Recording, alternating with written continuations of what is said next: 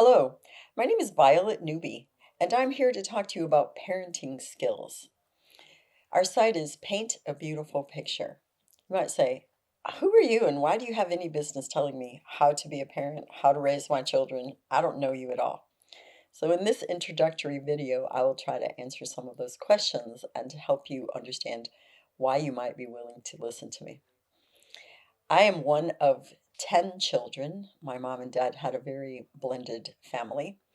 And so I've had lots of experience with a number of kinds of strong personalities. Both of my mom and dad were strong personalities too. I don't think there were any boring people in my family. Sometimes I've gotten together with other bigger families and there's this real quiet, laid back, calmer person. Yeah, we didn't have any of those. And so I've had a lot of experience dealing with various kinds of people. I was a chef when I was young. If any of you have ever worked in a kitchen, even if it was McDonald's or Burger King, you know that there are a lot of personal and interpersonal dynamics in a kitchen. And since I was a pastry chef in the beginning, and I was the only woman in a country club kitchen with 8 Latino guys, trust me, I learned a great deal about how to handle interpersonal difficulties as well as relationships. Then I became a nurse. I've been a nurse for 35 years. So, as a nurse, and I am a maternal child nurse, I've had a great deal of challenges and exciting times dealing with people in some of the most critical points of their life experience. 16-year-old single moms, not really sure what they're going to do in terms of keeping their child or giving that baby up for adoption. Parents dealing with teenage uh, children, having children of their own, and a 53-year-old patient having her ninth child, and how angry her child that was in college was that his mom had the audacity to get pregnant and embarrass him like that. Oh my gracious. Anyway, there are just so many parts of being a parent and raising children and dealing with human beings, whether they're large or small. It's always really been a part of my life and a part of what matters to me. I've delivered children in multiple cultures because I've been privileged to do a lot of relief work, including in Afghanistan, where I worked in the largest women's hospital and did more than 100 deliveries a day.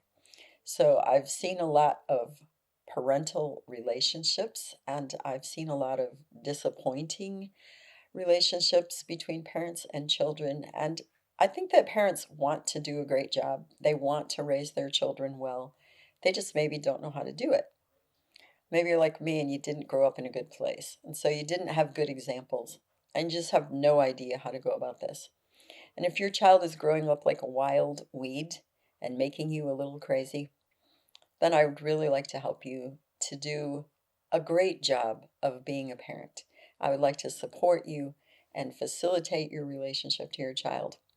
I have 2 sons. They are adults, both of them. They're really very good, successful, decent, amazing human beings. I have 2 grandsons that are nearly adults. One of them is a 21-year-old adult.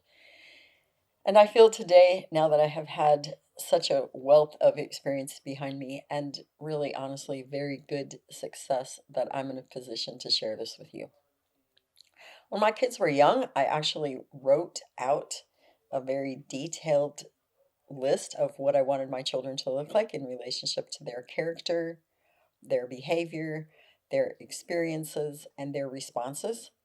Though everything didn't go as I had planned or perhaps hoped and expected, most things went extremely well. And I think it was because I had a plan and a purpose and I went after it very intentionally. I've done a lot of counseling with people in very challenging situations.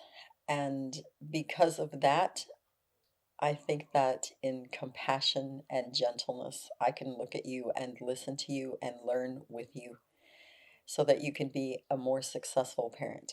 And this is what I mean by being a successful parent.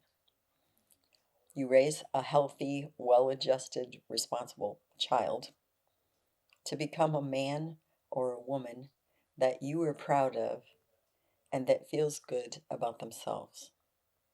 And that you, as a parent, know that you were probably one of the biggest, if not the very biggest factor in why that happened in your child's life because you nurtured them, you directed them, you taught them, you were intentional, you brought them to a place where they could succeed.